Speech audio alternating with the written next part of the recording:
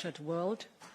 With a widening gap. ჩვენ ვცხოვრობთ გახლეჩილ სამყაროში, სადაც იზრდება უფსკრული დემოკრატიულ და ავტოკრატიულ ძალებს შორის. თქვენ მშვენივრად იცნობთ ევროკავშირის პოზიციას. ჩვენ მხარს ვუჭერთ თავისუფლებას, მშვიდობიანი შეკრების უფლებასა და არა ჩაგვრას. ჩვენ მხარს ვუჭერთ პარტნიორობას და არა დაქვემდებარებასა და დამორჩილებას. ჩვენ მხარს ვუჭერთ დიპლომატიას და არა აგრესიას. თითქმის 2 ათწლეულის წინ სერბეთმა გააკეთა არჩევანი ჩვენს გაერთიანებაში გაწევრიანების სასარგებლოდ. ეს არა მხოლოდ სტრატეგიული, არამედ გულით ნაკარნახევი არჩევანი იყო. ამას ითხოვდა სერბი ხალხი და ჩვენ სულ მოუთქმელად ვერით, როდესაც სერბეთი გააურმაგებს ძალისხმევას ევროინტეგრაციის გზაზე. ბატონო პრეზიდენტო, სერბეთისთვის ახლა დადგა დრო პირდაპირ განაცხადოს ჩვენს გაერთიანებაში გაწევრიანების თაობაზე.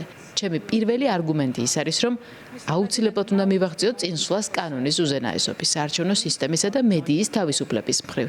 ვიცი, რომ ეს რეფორმები არ არის მარტივი. ისინი საჭიროებენ მოთმინებას, მათ უნდა მოიცვან საზოგადოებისა და პოლიტიკის ყველა სფერო, თუმცა ეს ამათ ღირს. მეორე რაც მინდა ვთქვა, ჩვენ აუცილებლად უნდა მივაღწიოთ შეთანხმება საგარეო პოლიტიკის მხრივ, მათ შორის რუსეთის წინააღმდეგ სანქციების ნაწილში. За Сербию je članstvo u Europskoj uniji.